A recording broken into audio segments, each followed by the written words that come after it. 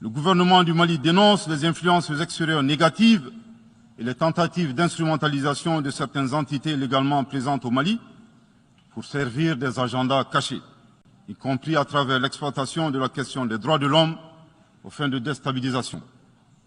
Monsieur le Président, le monde se souviendra qu'après avoir été abandonné en plein vol le 10 juin 2021 par la France, qui a unilatéralement décidé de retirer la force Barkhane du Mali, mon pays a été ensuite poignardé dans le dos par les autorités françaises. La précision est d'autant plus utile que nous refusons tout amalgame avec le peuple français que nous respectons. Les autorités françaises, profondément anti-françaises, pour avoir régné les valeurs morales universelles et trahi le lourd héritage humaniste des philosophes des Lumières, se sont transformées en une junte au service de l'obscurantisme. Je répète, les autorités françaises, profondément anti-françaises, pour avoir régné les valeurs morales universelles et trahi le lourd héritage humaniste des philosophes des Lumières, se sont transformées en une junte au service de l'obscurantisme. Je répète pour une dernière fois. Les autorités françaises, profondément anti-françaises, pour avoir régné les valeurs morales universelles et trahi le lourd héritage des philosophes des Lumières, se sont transformées en une junte au service de l'obscurantisme.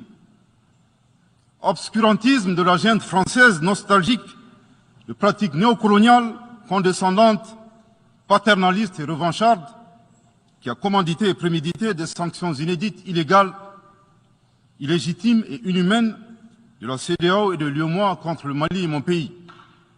Après plus de 10 ans d'insécurité et en fait des milliers de morts, autant de réfugiés et de déplacés internes, n'est-ce pas un sacrilège de mettre une population malienne victime de l'insécurité dans un pays enclavé sous embargo pendant 7 mois, en procédant à la fermeture des frontières et la saisie des comptes financiers du Mali. Grâce à sa résilience et à la solidarité des pays amis et des peuples africains, le peuple malien a tenu et a déjoué les pronostics de ses adversaires. Obscurantisme de la junte française qui s'est rendue coupable d'instrumentalisation des différences ethniques, en oubliant si vite sa responsabilité dans le génocide contre les Tutsis au Rwanda, coupable également de tenter désespérément de diviser les Maliens, enfants d'une même famille. Enfin, obscurantisme de la junte française qui a violé l'espace aérien malien en y faisant voler des vecteurs aériens tels que des drones, des hélicoptères militaires et des avions de chasse plus d'une 50aine de fois, en apportant des renseignements, des armes et munitions aux groupes terroristes. Afin de se donner une bonne conscience, la junte française accuse le Mali de n'avoir pas été reconnaissant en se gargarisant de la mort regrettable de 59 soldats français au Mali lors de diverses opérations de lutte contre le terrorisme. À cette triste accusation, nous rappelons que dans la majorité des interventions d'officiels maliens et des cérémonies, nous rendons systématiquement un hommage à l'ensemble des victimes de l'insécurité au Mali, sans distinction de nationalité, donc y compris les 59 Français décédés. Aussi, nous les invitons à ne pas s'arrêter à si bon chemin et de remonter le temps, en passant par leur intervention en Libye, décriée par toute l'Afrique, sans oublier la participation forcée des milliers d'Africains à la Première et la Seconde Guerre mondiale, sans oublier la traite négrière qui explique le sort économique de beaucoup de pays. Combien d'Africains sont-ils morts pour la France et le monde libre dans lequel nous vivons? Monsieur le Président, eu égard à la gravité des faits commis par la junte française, le Mali, dans sa lettre en date du 15 août 2022, a demandé la tenue d'une réunion d'urgence du Conseil de sécurité des Nations Unies. Cette réunion a pour objet de permettre au Mali de présenter les éléments de preuve en sa possession, démontrant que l'armée française a agressé en de maintes reprises mon pays, en violant de manière répétitive et fréquente l'espace aérien malien, sans autorisation des autorités maliennes, et parfois en falsifiant des documents de vol. Plus grave, Monsieur le Président, le Mali sera en mesure de prouver que la junte française a fourni des renseignements et des armes à des groupes terroristes. Le gouvernement du Mali s'interroge sur les raisons qui poussent cet État membre du Conseil de sécurité, de surcroît assurant la présidence de cet organe, à faire obstacle au débat en vue de la manifestation de la vérité. Le monde doit être édifié sur les faits graves qui se sont déroulés au Mali et qui sont à la base de l'aggravation de l'insécurité et de la déstabilisation du Mali et du Sahel. Par la saisine du Conseil de sécurité, le gouvernement du Mali entend mettre cet important organe chargé à titre principal du maintien de la paix et de la sécurité internationale face à ses responsabilités et dénoncer les agissements de la junte française contre mon pays. Ces actes hostiles sont incompatibles avec la Charte des Nations Unies et son statut de membre permanent. Il y va de la crédibilité de notre mécanisme commun, de l'efficacité de la lutte contre le terrorisme, mais surtout, il y va de l'intégrité de l'Organisation des Nations Unies, qui repose entre autres sur le respect des engagements internationaux, de la légalité internationale et de la Charte des Nations Unies.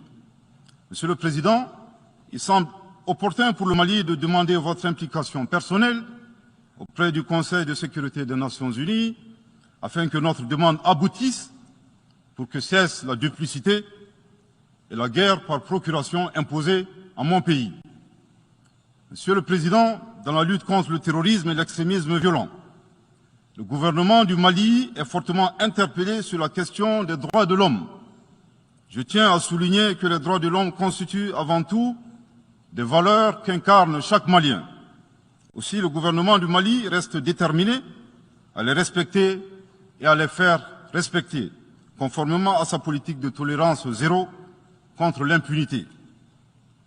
Et cela par fidélité à nos valeurs ancestrales inscrites dans la charte de Kouroukanfouga, proclamée en 1236 par l'empereur du Mali, Soundiata Keïta.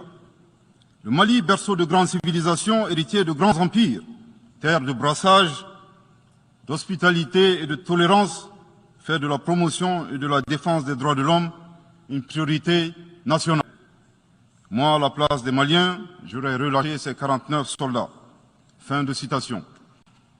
Je voudrais très respectueusement signifier à ce dernier qu'il existe un principe de subsidiarité, d'ailleurs au contour flou entre la CEDEAO et les Nations Unies, non un principe de mimétisme. Également, il est important de lui préciser que le secrétaire général des Nations Unies n'est pas un chef d'État et le président en exercice de la CEDEAO n'est pas un fonctionnaire. Par conséquent, il serait indiqué qu'il ne bannisse pas la CEDEAO. Enfin, il est utile de rappeler au président en exercice de la CEDEAO qu'au Mali, les autorités n'interfèrent pas dans les dossiers judiciaires et respectent l'indépendance de la justice. Donc, nous n'avons pas vocation à interpeller ou relâcher. Ceci relève de la fonction judiciaire. Aussi, M. Oumaro Sissoko Embalo doit être conscient du fait qu'il est le dépositaire d'un lourd héritage et de plusieurs sacrifices qui ont fait la renommée de cette organisation. La dynamique ayant fait la grandeur de la CEDEAO ne doit pas être brisée. Par ailleurs, nous avons pris acte de la menace de sanctions proférées contre le Mali et loin d'être impressionnés par des sanctions, je voudrais signaler au président en exercice de la CEDEAO qu'à la fin de son mandat, les peuples ouest-africains le jugeront sur les efforts qu'il a fournis pour améliorer les conditions de vie des populations et non des shows médiatiques servant des agendas étrangers. À l'endroit de M. Bazoum, il remarquera que le gouvernement de la transition n'a pour le moment jamais réagi à ces propos injurieux pour deux raisons cumulatives.